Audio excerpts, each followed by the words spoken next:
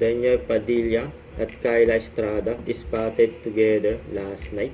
Ay, nag-date pa nga ang dalawa. Private but not secret. Yun, no?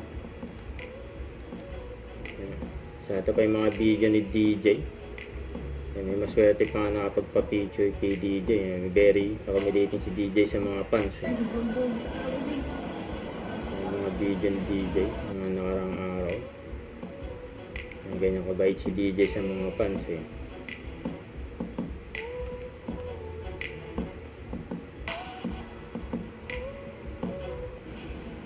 Ayan, napadaan ng kotse ni DJ.